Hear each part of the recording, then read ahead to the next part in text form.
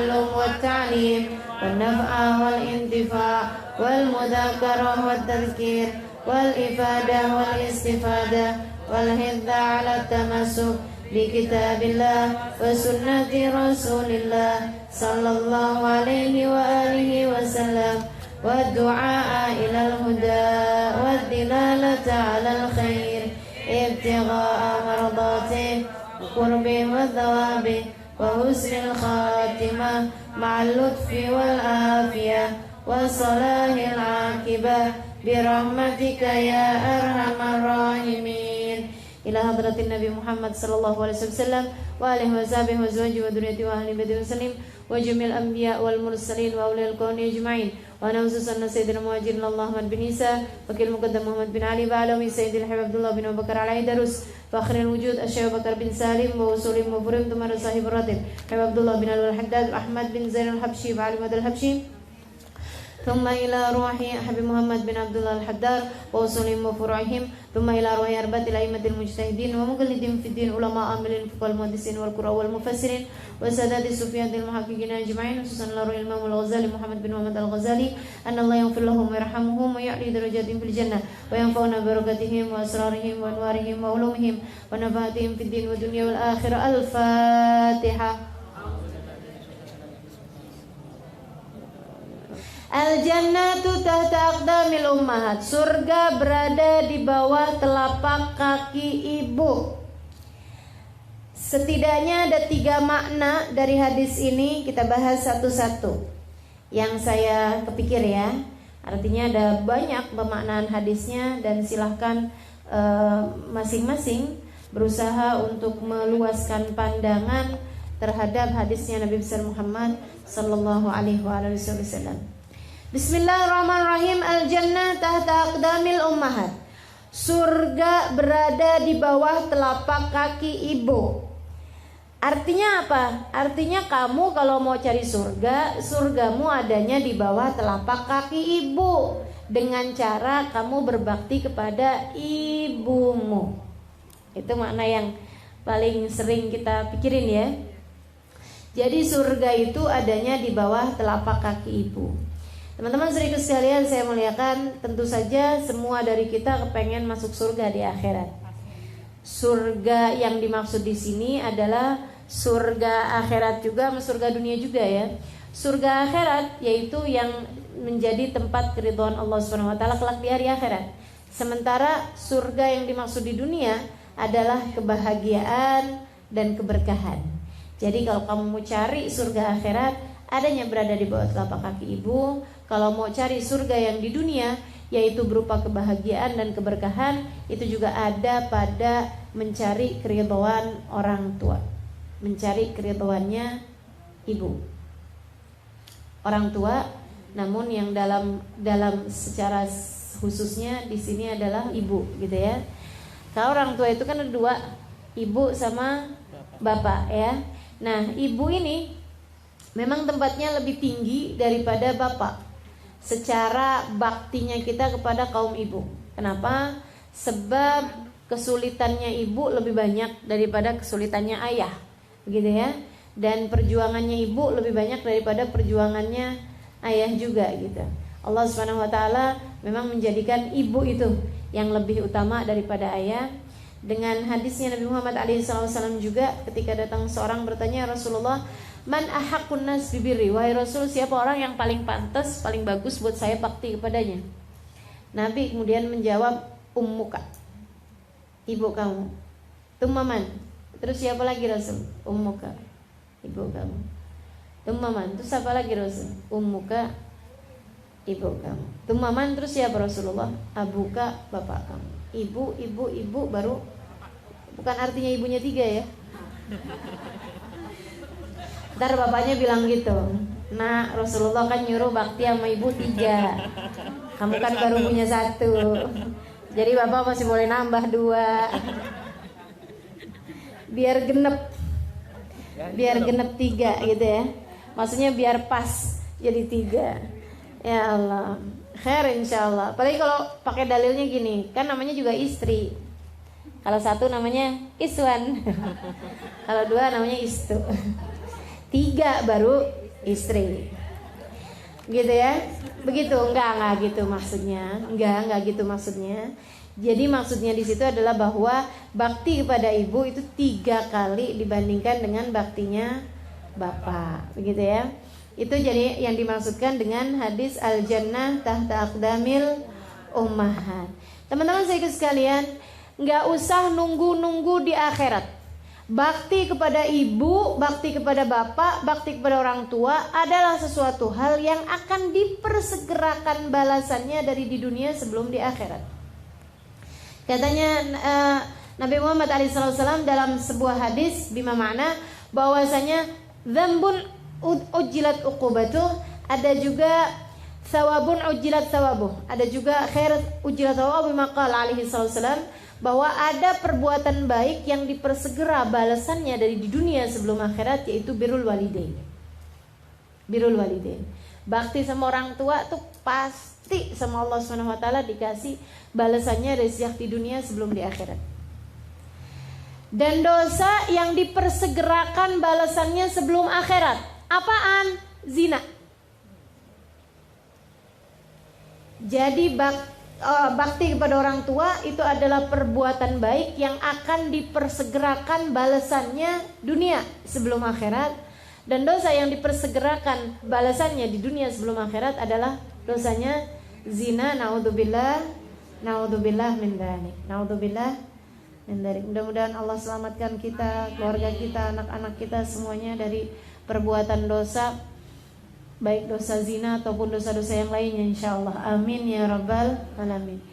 Jadi seperti itu ya, perbuatan baik yang dipersegerakan balasannya. Apaan aja berupa balasannya? Macam-macam.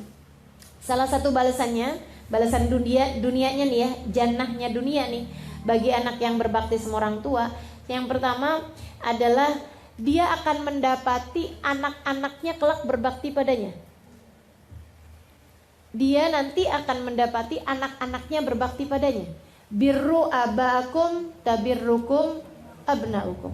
Berbaktilah kalian kepada anak-anak kalian, niscaya kalian akan mendapati anak-anak kalian berbakti kepada kalian.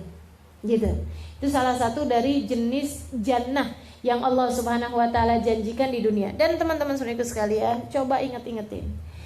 Jannah mana, kebahagiaan mana yang lebih senang daripada mendapati anak-anakmu berbakti padamu? Dunia ya. Kalau bicara kesenangan seorang ibu di dunia, apalagi yang lebih besar daripada mendapati anak-anak berbakti kepadanya. Saya belum jadi ibu, jadi saya belum tahu. Tapi saya lemparkan pertanyaan ini kepada para ibu. Ada nggak nih? Banyak ya. Mana menurutmu surga di dunia yang lebih nikmat daripada dibaktiin sama anak-anak? Ada nggak? Ayo ibu nih yang bisa jawab. Ada nggak? Nggak ada kan? Nggak ada kan? Jadi seperti itu gitu. Itu yang namanya surga dunia, al-jannah, yang dijanjikan sama Allah Subhanahu wa taala sebagai tahta aqdamil ummahat. Kamu akan dapati jika kamu berbakti kepada orang tuamu, kamu akan mendapati anak-anakmu berbakti kepadamu. Dan itu adalah sesurga-surganya surga di dunia, sejannah-jannahnya jannah di dunia, gitu ya, adalah baktinya anakmu kepadamu. Apalagi ntar di masa tuanya. Ya Allah, jangan berani-berani sama orang tua sekarang, sebab nanti anak-anakmu akan berani padamu di masa nanti. Nggak ada yang hilang. Urusan sama orang tua nih nggak ada yang hilang, teman-teman. Urusan sama orang tua nih nggak ada yang hilang. Tenang aja. Nggak ada yang hilang. Mau kita berbuat baik, bakalan dibalas. Mau kita berbuat jahat, bakalan dibalas juga. Nggak ada yang hilang.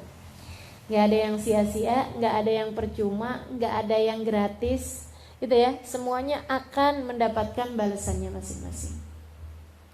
Khair fasyar, mau khair mau syar, semuanya akan dapat kebaikan, kebahasannya. Pun juga durhaka juga kayak begitu. Saya ingat Bang Maryam dulu pernah cerita, ada seorang anak nyeret bapaknya. Anak dewasa, maksudnya orang dewasa, 70-an 40-an tahun, dia punya bapak yang sudah sangat tua, di atas usia 70-an tahun. Dia seret bapaknya tangga atas, diseret bapaknya tuh dari tangga dari atas sampai ke bawah. Pukul gitu sama bapaknya. Duh, liatin nih Pak, kayak gitu, sampai tangga bawah. Begitu nyampe di tangga bawah, bapaknya bukan ngomong apa gitu, enggak. Dia bilang, nak, terusin dong seret saya sampai ke tiang situ. Kenapa gitu? Tuh anaknya nih sambil marah nih. Dia bilang, karena saya ingat dulu pernah nyeret bapak saya dari atas itu ke tiang situ.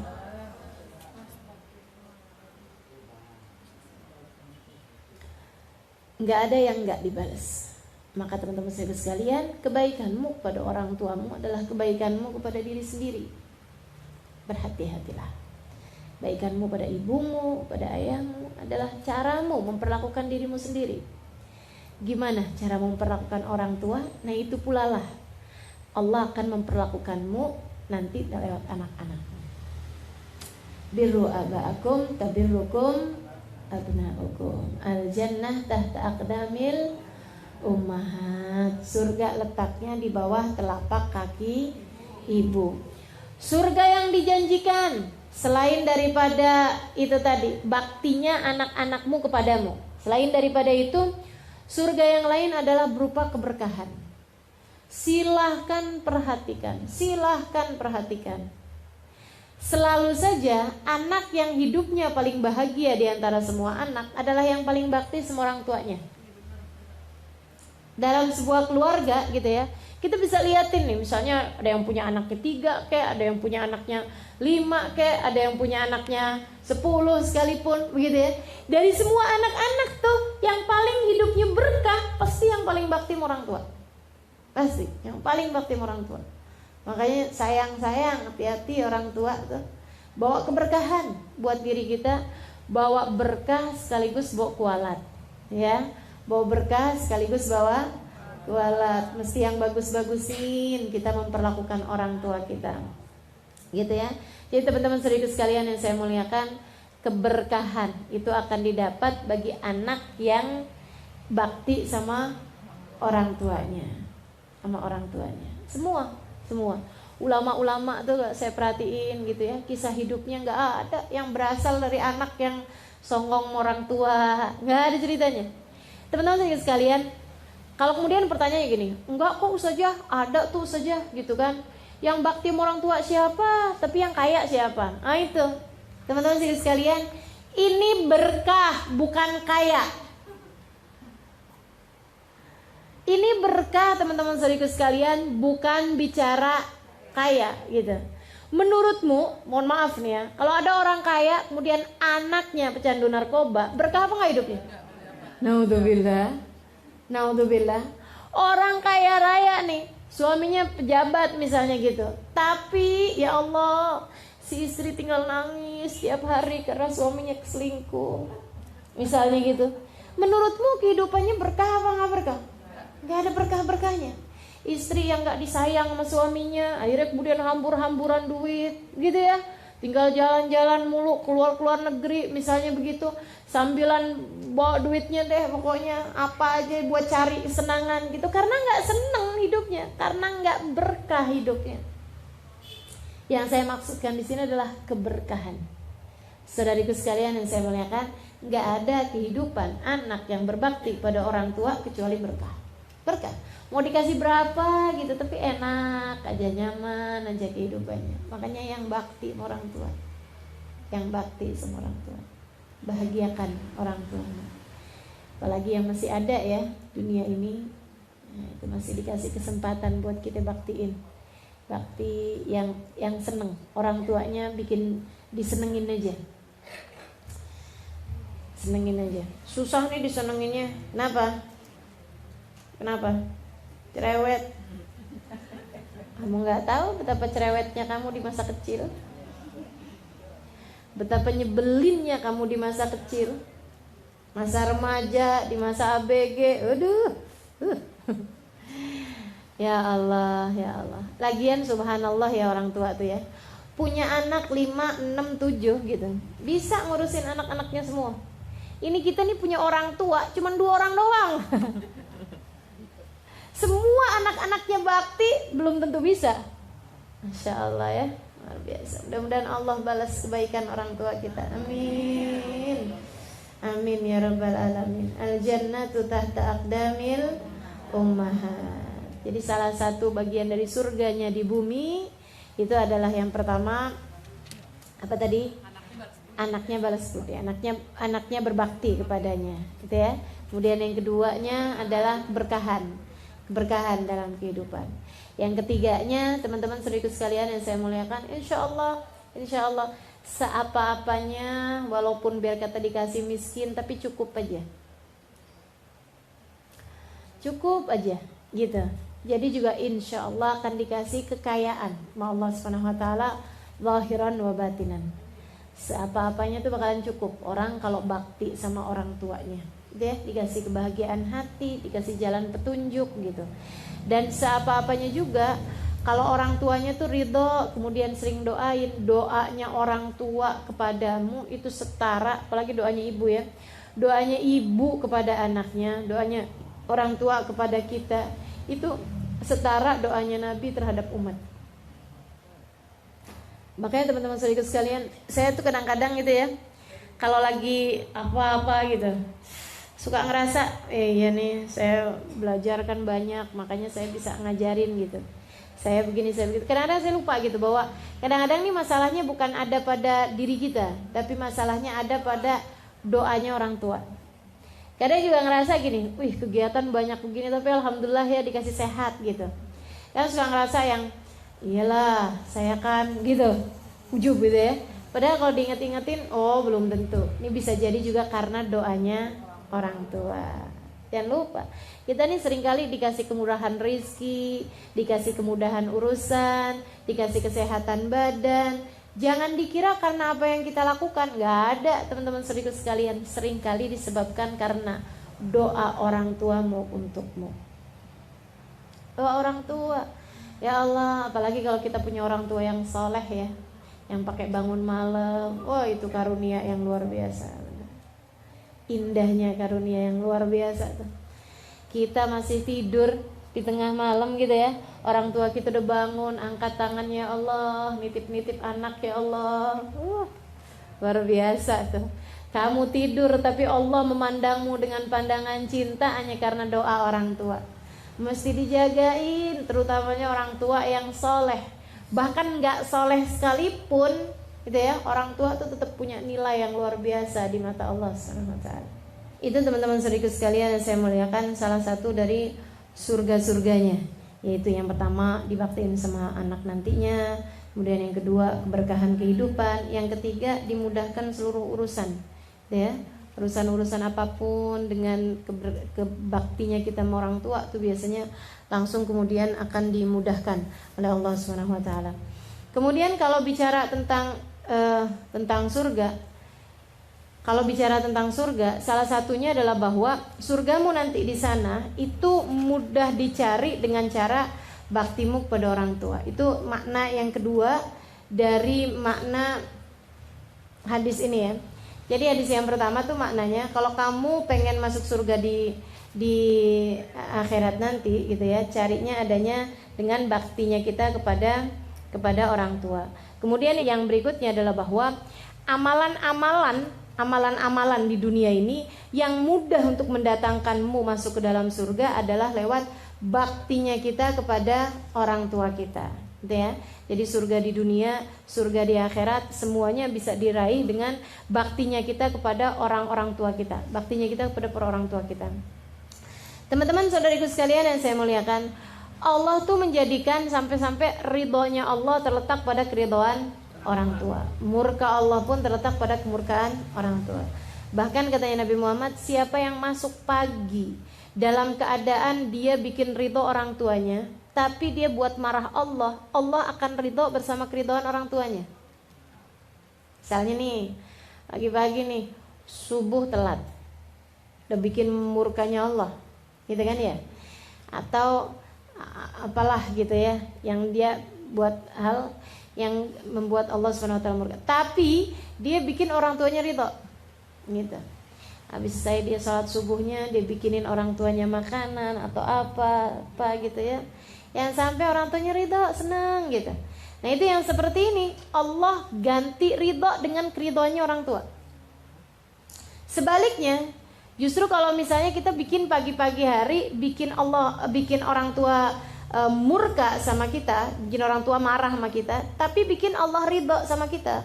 Misalnya bacaan Quran, ngajinya iya juga, zikirnya iya juga, wiritannya iya juga, tapi dipanggil orang tua nggak nyaut-nyaut. Misal keenakan ini nih ibadah nih ceritanya gitu ya.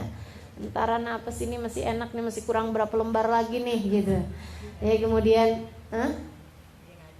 iya gitu. Iya dan orang tua manggil terus gitu kan. Panggil nih, Mil. Akhirnya kemudian lama gak nyaut-nyaut. Sampai orang tuh mana sih nih anak nih. Akhirnya terus udah ditinggalin gitu. Iya mah, lagian mama nih orang juga masih mau ngomel. Ini katanya Nabi Muhammad SAW, Fallahu anhu sakhid. Allahnya akhirnya jadi ikutan marah bersama dengan kemarahan orang tua. Jadi sekalian, sebagai seorang anak sebaiknya usahakan jangan sampai orang tua tuh ngerasa kayak gini loh, yang duh kok anak saya gini ya gitu. Sebisa mungkin berusaha kita untuk nyari keridhaan orang tua, karena masalahnya nih bukan urusan orang tuanya nih, urusannya sama Allah gitu. Jadi teman-teman sekalian, sebisa mungkin kita usahain untuk jangan sampai orang tua tuh jangan, apalagi sampai sedih, apalagi sampai nangis, apalagi sampai susah gitu ya hidupnya. Jangan sampai orang tua tuh ngerasa kok anak saya gini ya, gitu aja. Kalau bisa jangan gitu. Usahakan dia tuh yang seneng, alhamdulillah punya anak nih ya, masya Allah. Biar gitu-gitu juga tapi nyenenginnya gitu. Jadi anak yang menyenangkan orang tua. Jadi anak yang bisa bikin seneng orang tua.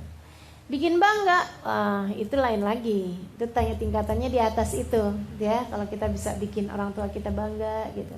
Tapi usahainnya sih, ya nggak usah bangga juga. Yang penting nih orang tua jangan sampai sedih hatinya gara-gara kita. Jangan sampai sedih hatinya karena perlakuan kita.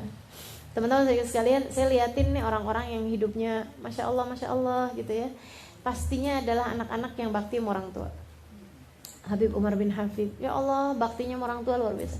Itu kalau di depannya Hubabah Zahra gitu ya, senyumnya nggak pernah hilang. Sambil ngeliatin ibunya tuh sambil senyumnya nggak pernah hilang.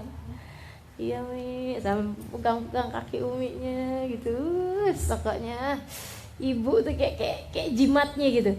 Habib Umar tuh ngeliat ibunya tuh kayak udah jimatnya yang luar biasa. Makanya nggak tahu tuh waktu Hubabah Zahra meninggal tuh kayak apa Habib Umar tuh saya nggak bisa bayangin. Karena Habib Umar tuh sama Hubabah Zahra, masya Allah.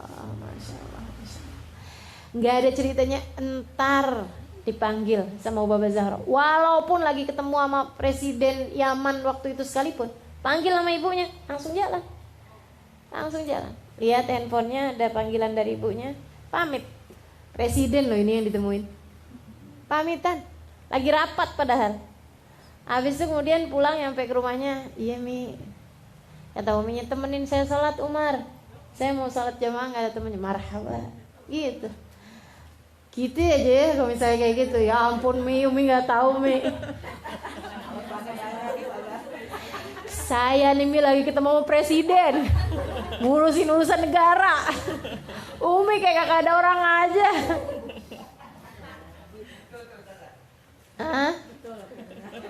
Betul. Ya Allah, nggak pakai langsung marhaba. Umi udah punya wudhu gitu. Udah, yuk kita salat. Ayo, Umi mau sunnah dulu. Gitu, udah katanya uminya. Ya, yuk. Bismillah. Salat jamaah. Habis selesai salat jamaah tungguin sampai doa, sampai zikir apa segala macam. Bisa mesti tanyain lagi. Ada lagi Mi yang Umar bisa kerjain? Enggak, udah Mar. Umar pamit ya Mi, gitu. Ya Allah, top ya, luar biasa bener. Itu teman-teman sekalian kayak begitu. Saya ngeliatin tuh kehidupan orang-orang soleh-solehah kayak gitu. Nggak usah yang gede-gede. Anaknya Hubabah Maryam, ini ya, namanya Sakinah. Banyak diantara kita yang ketemu sama tuh anak. Masya Allah. Biasa aja anak ABG gitu. itu sampai dengan umur hampir 20-an tahun belum nikah-nikah. Saudara-saudaranya yang lain kawinnya itu kan awal-awal 18, 19 gitu ya, 20 gitu. Ini tuh 20 lewat ya waktu itu ya. Belum juga nikah-nikah.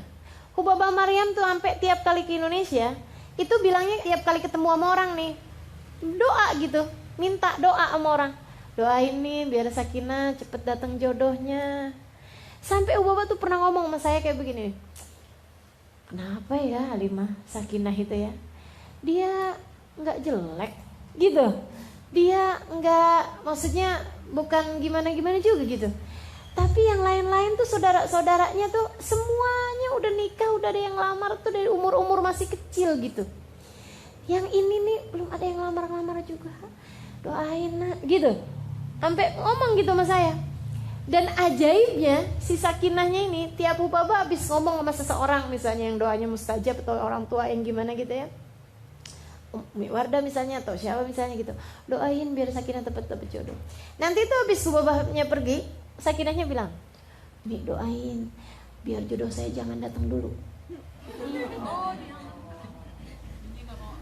Saya tuh tanya sama Sakinah gitu kan, saya bilang, Sakinah, kenapa kamu tuh kayak begitu gitu? Kenapa kamu belum mau kawin gitu? Dia bilang kayak begini, ya Halimah, wa man di ummi wa abui idza natazawwaj. Dia bilang, Halimah, kalau saya kawin nanti umi sama abah saya sama siapa? Yang ngurusin, yang jagain siapa? Dia bilang, saya ini Halimah satu-satunya perempuan sekarang yang ada di rumah. Saudara saya laki-laki. Dia bilang, umi saya udah tua, bapak saya udah tua, udah sakit-sakitan dua-duanya. Dua-duanya udah sakit-sakitan. Jadi itu tinggalan yang satu tuh, Sakinah, ambilin obat nak. Saya ambilin. Sakinah, ya Allah Halimah, saya senang banget, girang banget, alhamdulillah Allah kasih kesempatan saya buat ngurusin dua orang tua saya. Di saat saudara saya semuanya udah pada sibuk sama suami-suaminya masing-masing. Alhamdulillah Allah kasih saya bakti buat orang tua. Jadi tolong doain saya, tolong doain saya. Jangan kawin dulu saya sebelum bisa seneng, bisa bakti sama orang tua saya begitu lama. Makanya subhanallah, dia menikah tuh habis ibunya meninggal. Habis ibunya meninggal, ayahnya juga menikah lagi, kemudian baru Sakinahnya nikah. Masya Allah, Masya Allah, luar biasa bener. Jadi nih si anak gak mau nikah karena kepengen bakti sama orang tua. Ibunya doain dia biar cepet nikah, biar anaknya seneng gitu. Biar anaknya seneng, ibunya doain biar anaknya seneng. Anaknya kepengen nyenengin orang tuanya. Jadi dia selamatin, oh ya Allah, jangan dulu ya Allah, saya jangan kawin dulu sebelum saya nanti kalau nikah, saya kan harus ikutan sama suami. Pasti orang tua saya juga nyuruh ikutan sama suami, iya kan? Gimana dia bilang? Gak mungkin saya ninggalin orang tua saya. Masya Allah. Saya bilang nih anak-anak ya, didikannya orang tuanya emang luar biasa bener juga. Sampai bisa bikin anak punya hatinya kayak begitu. Kita ini sebagai anak kadang yang kita pikirin kesenangannya kita sendiri, bukan kesenangannya orang tua kita gitu. Kita gak nyari yang Allah mauin, yang Allah ridhoin gitu kan. Kita nyari nih yang kita mau. Ya Allah, mudah-mudahan Allah kasih keberkahan buat kita sekalian. Amin. Amin ya rabbal alamin. Jadi kayak gitu tuh teman-teman sekalian. Nyari amalan yang bisa mendatangkanmu untuk surga nantinya adalah dengan baktimu kepada orang tua. Saudariku sekalian yang saya muliakan, makna lain, ini berbanding terbalik ini ya, berbanding terbalik. Kalau ini kan berarti kita mau dapat surga, cari di bawah telapak kaki ibu gitu ya. Makna lainnya adalah bahwa yang dibawa sama ibu itu adalah surga. Maka ibu jangan pernah bawa-bawa neraka buat dibawa kepada anak-anaknya. Nak sholat nak, kamu nak, kalau nggak sholat neraka loh. Gitu. Yang dibawa sama kalian tuh surga bukan neraka. Gitu ya. Jadi jangan suka bawa-bawa neraka dalam hal pendidikan kita kepada anak-anak kita. Ini kalau yang makna yang pertama tadi kan anak kepada orang tua. Yang ini nih orang tua kepada anak. Teman-teman sekalian yang tadi ya, yang mana yang tadi ya? Kita mau nyari ridhonya Allah, adanya keridhaan orang tua. Ini nggak di dunia, nggak di akhirat. Penuh banget sejarah dengan fakta bahwasanya anak durhaka orang tua hidupnya nggak bahagia. Dari mulai yang karangan seperti maling kundang lah, gitu ya. Apalagi dongeng-dongeng gitu ya, legenda-legenda. Atau sampai dengan yang beneran-beneran pun juga kita banyak banget dapetin hal-hal yang seperti itu. Yang karena doa orang tua, yang karena kebaikan orang tua gitu. Jadi sekalian, ada satu ustadz cerita, seorang motivator ya, di Jakarta sini. Dia bikin tulisan tentang dirinya sendiri gitu. Sekarangnya udah jadi orang yang sangat sukses secara duniawi ya, insya Allah juga secara akhirat juga tentunya.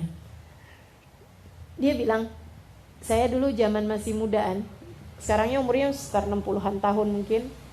Dulunya dia bilang waktu lagi zaman 30-an tahun, dia punya anak-anak kecil, kehidupannya masih serba kekurangan, serba ya biasa-biasa lagi mulai mengkritis lagi mulai usaha gitu ya, buka usaha gitu. Satu hari istrinya sakitnya itu yang sampai nggak ketahuan sakitnya apa, dibawa pergi ke rumah sakit, pindahin satu rumah sakit ke rumah sakit yang lain, sampai ke rumah sakit yang paling bagus lah gitu. Dia bilang satu hari ini sakit istrinya nih belum ketahuan sampai udah keluar duit berapa banyak gitu. Pemeriksaan ini ternyata enggak, periksa ini ternyata enggak ada, periksa ini ternyata enggak ada, kayak gitu. Dia bilang anak-anak pun udah mulai ribut di rumah karena enggak ada ibunya kan gitu.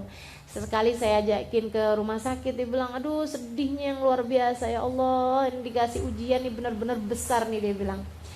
Sampai satu hari dia bilang, saya tuh dapat telepon dari rumah sakit sudah hampir semua barang-barang di rumah habis, duit habis gitu ya. Dia dapat telepon dari rumah sakit kayak begini, Pak, dia bilang ini sakitnya istri ini belum ketahuan juga sampai sekarang, dan mulai besok dia bilang kalau belum ketahuan juga sakitnya, ibu nih istri ini buat bertahan hidup harus minum obat per sehari itu 3 kali, dan obatnya itu kalau nggak salah ya nilainya itu berapa puluh juta gitu, 20 juta apa berapa juta gitu sekali minum obatnya, pilnya itu.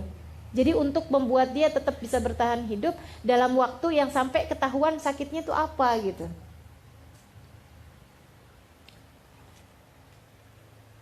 Itu dia bengong aja, ya ampun dari mana duitnya gitu.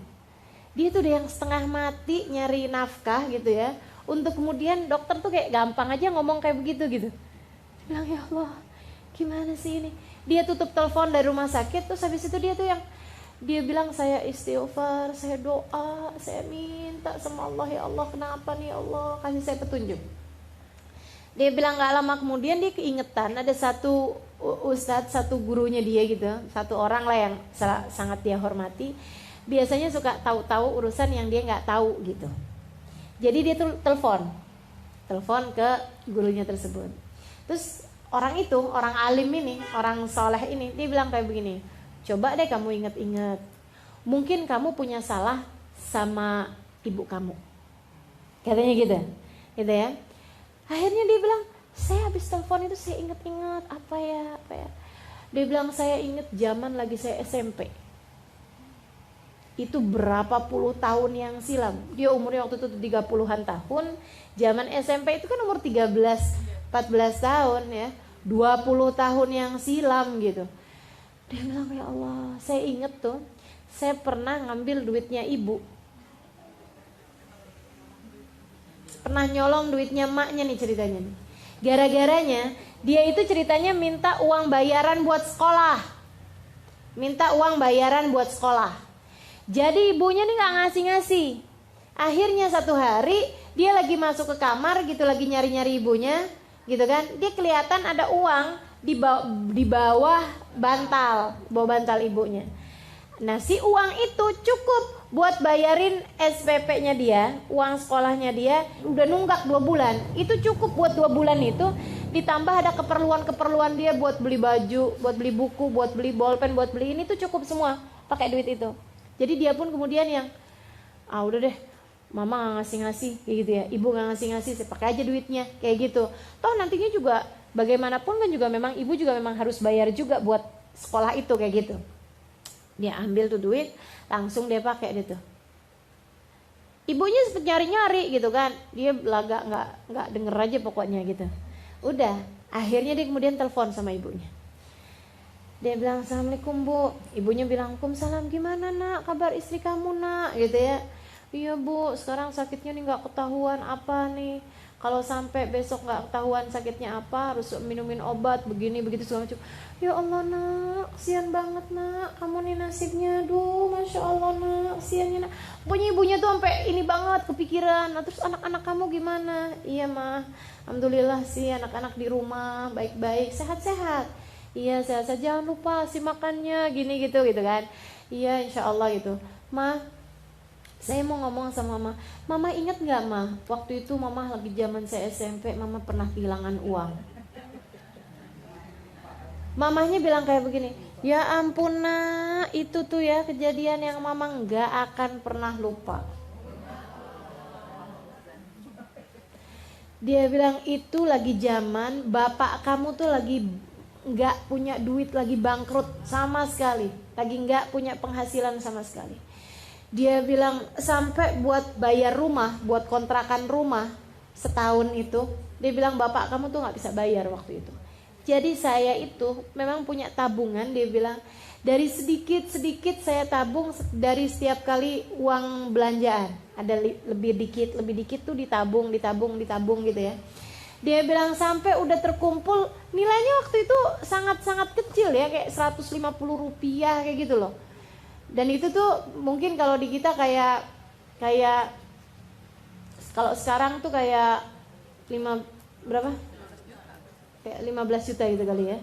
Nah ya, saya sekitar segitulah gitu. Zamannya kan udah lama. Dia bilang saya tabung sampai terkumpul segitu. Dia bilang hari itu saya tuh berencana mau membayarkan kontrak rumah itu. Saya udah siapin, dia bilang duitnya di bawah bantal, udah saya tukerin jadi uang, maksudnya jadi 150 perak yang kemudian jadi 1 gitu maksudnya. Saya taruhin di bawah bantal, dia bilang kayak begitu. Tahu-taunya saya pulang dari pasar, duitnya hilang. Ya Allah, sedihnya saya sampai datang ke rumahnya orangnya yang punya rumah itu, dia bilang, saya minta maaf dan saya tuh dikata-katain hari itu katanya. Bohong, katanya janji mau hari ini bayar, ternyata nggak bayar, ini apa segala macam. Dia bilang ya Allah mak, saya benar-benar nggak pernah lupa tuh hari. Kata ibunya, saya tuh sampai doa-doa, nak ya Allah tuh orang biarin tahu gitu rasanya. Dia nggak tahu kalau itu anaknya. Terus akhirnya anaknya nangis. Terus dia bilang, ya ampun ma, ya ampun bu, maafin saya, dulu yang ngambil duit itu tuh saya. Kamu. Ya Allah, mama nggak tahu, ibu nggak tahu kalau itu tuh kamu yang ngambil. Waduh, udah deh. Ya Allah nak, maafin saya ya bu ya, maafin waktu itu buat bayaran sekolah gini gitu cerita. Akhirnya terus dia bilang, iya nak, ibu maafin ya Allah, saya maafin ya Allah, anak saya ya Allah, saya maafin anak saya. Udah, sampai udah enak, udah ibunya benar-benar maafin, tutup telepon. Begitu telepon ditutup, baru dia belum beranjak dari situ, teleponnya bunyi dari rumah sakit. Dia bilang, alhamdulillah penyakit istrimu sudah temuan. Sudah ketahuan sakitnya apa, dan udah langsung akan kita tanganin. Dia bilang insya Allah besok udah mulain bisa, maksudnya udah mulain bisa, tinggal inian aja lah gitu, tinggal proses penyembuhan aja kayak gitu. Masya Allah, tuh orang tua tuh ngeramatin sekaligus ngualatin. Bagaimana kabarmu dengan orang tuamu? Bagaimana kabar hati-hati mereka? Adakah sudah tidak ada sama sekali di dalam hati mereka rasa yang gak enak terhadap dirimu? Pastikan minta maaf orang tua untuk kesalahan-kesalahanmu terhadap mereka. Ya Allah, ya Allah. Surga bagaimanapun terletak di bawah telapak kaki ibu. Yang keduanya, teman-teman saudaraku sekalian, pemaknaan yang tadi itu ya, yang pemaknaan yang berikutnya adalah bahwa sebagai seorang ibu yang kamu bawa adalah surga. Al-jannah tahta aqdamil ummahat. Nabi lagi mau bilang juga sama para ibu, tuh surga tuh yang kamu bawa gitu. Surga yang kamu bawa. Jadi jangan bawa-bawa neraka. Sama anak-anak tuh bawanya surga aja deh udah gitu. Nah, gitu ya. Ayo kita ibadah bareng yuk biar bisa masuk surga bareng-bareng. Nah jangan pakai baju yang ini dong. Ntar kalau kamu pakai bajunya kayak beginian dunia, terus nanti di hari akhirat ntar kamu gak bisa masuk surga. Mama sedih nanti gitu ya. Gitu kan. Anaknya balikin. Nah mama juga kan pakai jilbab baru-baru aja mah. Iya sih. Kalau mama kan dulu masa jahiliyah, nah sekarang kan mama udah tahu. Jadi kan kita biar bisa bareng-barengan nih menuju surga. Kamu juga kalau ngelihat mama salah-salah, kamu tegur.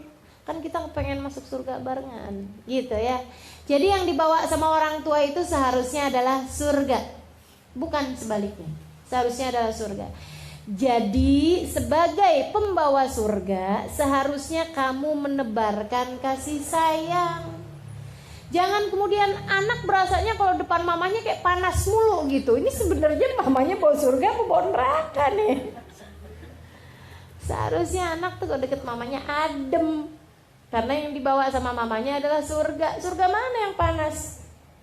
Gak ada surga yang panas. Yang panas adalah neraka. Jadi kalau bawaan suami deket kita panas, anak deket kita panas, ini perlu dipertanyakan nih, ini pembawa surganya mana nih?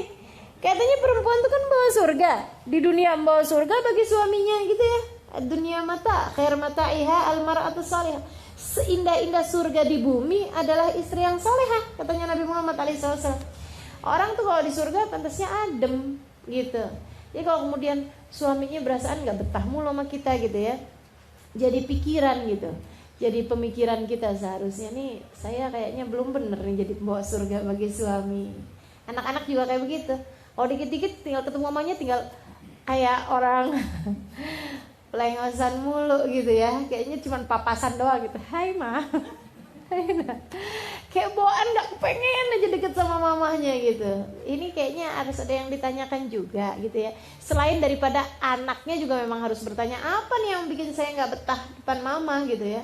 Jangan-jangan nih saya naudzubillah, kan ibu kan surga gitu, kok saya nggak betah sama surga nih? Adakah saya bukan calon penghuni surga nih kalau nggak betah-betah deket sama ibu? Kan gitu. Jadi pertanyaannya si anak. Nah si ibu juga jadi pertanyaan, ini saya katanya pembawa surga, tapi kok anak-anak saya nggak betah gitu sama saya? Ini apa saya yang belum bener nih jadi pembawa surga? Anak surga terletak di bawah telapak kaki ibu, gitu ya. Jadi bawanya yang enak-enak aja. Sebagai orang tua, kamu seharusnya membawakan kebaikan bagi anak-anakmu, menebarkan kasih sayang bagi anak-anakmu, gitu.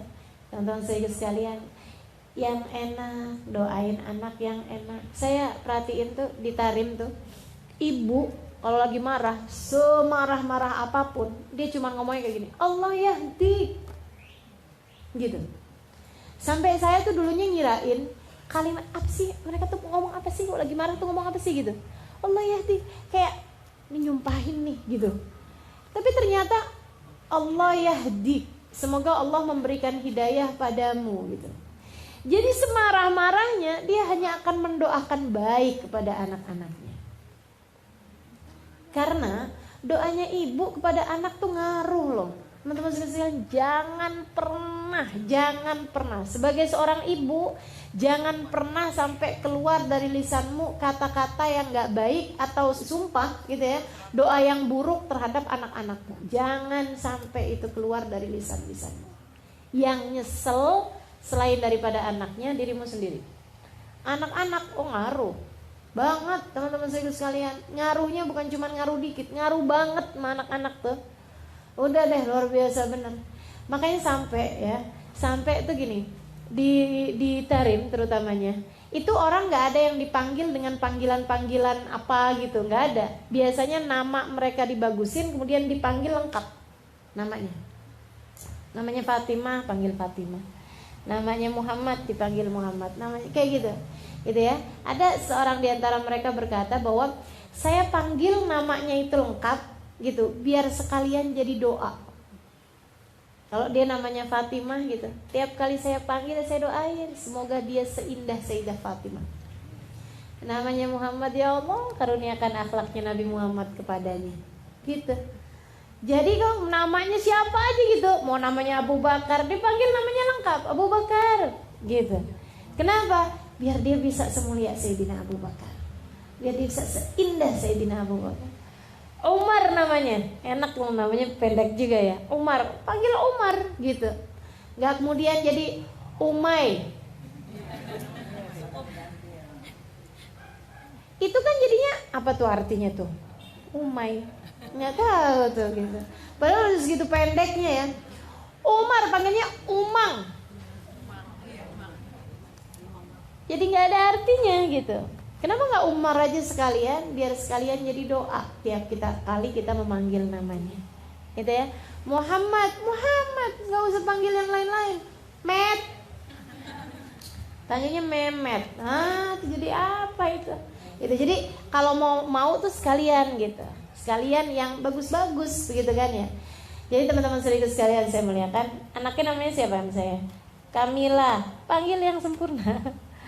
Kamila, biar dia bisa menjadi anak yang sempurna, gitu kan? Sempurna akhlaknya, sempurna pribadinya, sempurna fisiknya, sempurna dunia akhiratnya, gitu.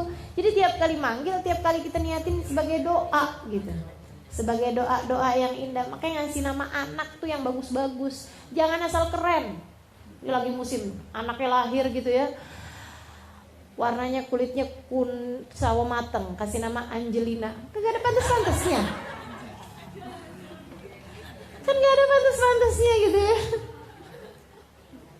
Laki-laki gitu ya, mending gitu gue bule gitu kan. Ini enggak, hitam manis gitu ya. Kasih nama Robert. Aduh, udah gak pantas. Udah yang udah pasti-pasti aja. Kasih nama tuh dengan nama-nama yang nama yang sekaligus jadi doa bagi anak-anak kita, gitu. Halimah,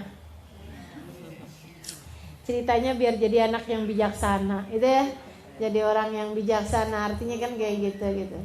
Tapi belum bijaksana saya, masih bijak sini. Al-jannah tahta aqdamil ummahat, surga berada di bawah telapak kaki ibu. Jadi maknanya adalah bahwa kalau kamu kepengen cari surga, gitu ya, kamu harus cari lewat baktimu kepada orang tua, dan bahwa surgamu itu terletak pada orang tua gitu. Makanya yang sering-sering komunikasi sama orang tua gitu ya. Ini kadang-kadang nih, apalagi yang hidupnya di rantau nih, kayak saya nih sama orang tua jauh gitu. Kadang suka kesibukan bikin kita jadi bukan lupa sih, ya itu kurang komunikasi sama orang tua. Mesti diingetin, disiapkan lah gitu ya, waktu secara khusus untuk telepon. Alhamdulillahnya sebagian orang tua tuh sebagian itu orang tua tuh suka yang merekanya yang telepon. Nah itu alhamdulillah lebih mudah ya. Kalau enggak gitu kan, ya Allah, sampai kayak saling kayak jauh-jauhan gitu kan, jadinya nggak bagus gitu ya. Kita mau orang tua kalau kemudian menjadi jauh-jauhan. Al-jannah tahta aqdamil ummahat, surga terletak di bawah telapak kaki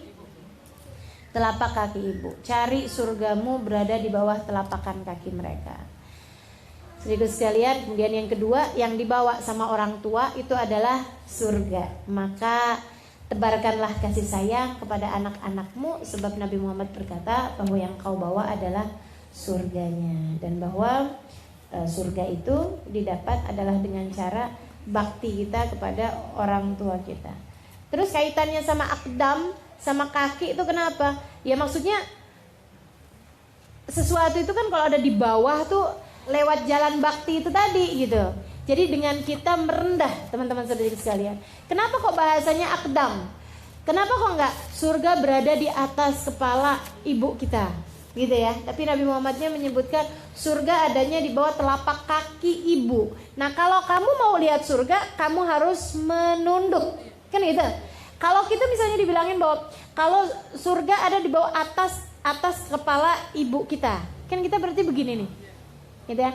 Surga ada di dada ibumu misalnya. Berarti kita melihatnya ke arah depan. Tapi kalau dibilang surga di bawah telapak kaki ibu, artinya kita di depan ibu kita seharusnya adalah menunduk.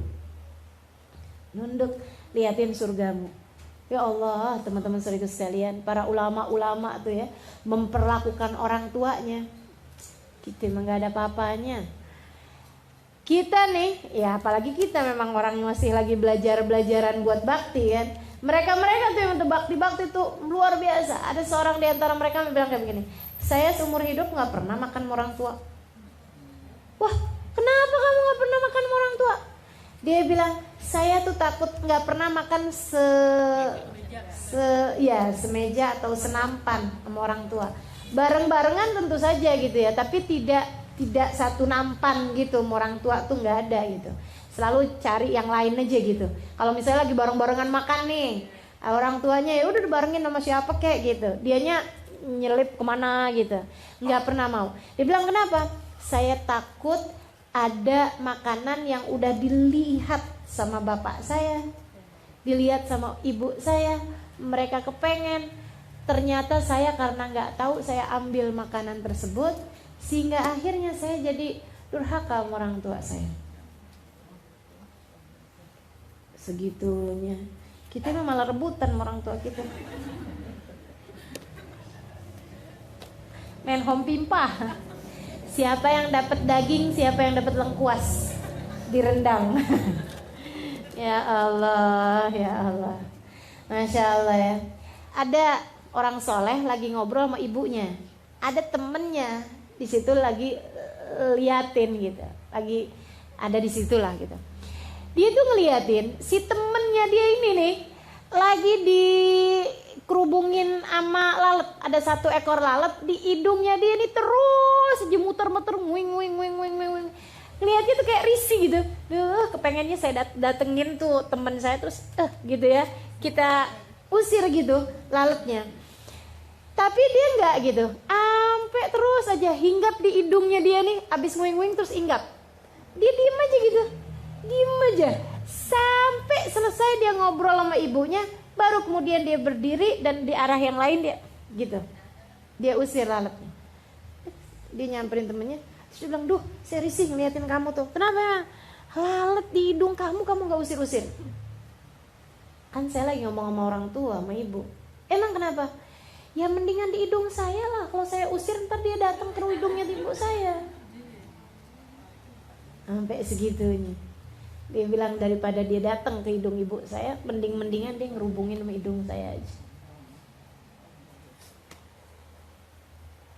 Keren-keren ya para kekasih-kekasih Allah SWT dengan baktinya mereka kepada orang tua mereka. Benar-benar dihormatin, diiniin gitu. Ya Allah, ya Allah. Pokoknya yang namanya bakti sama orang tua nggak akan pernah kemana-mana.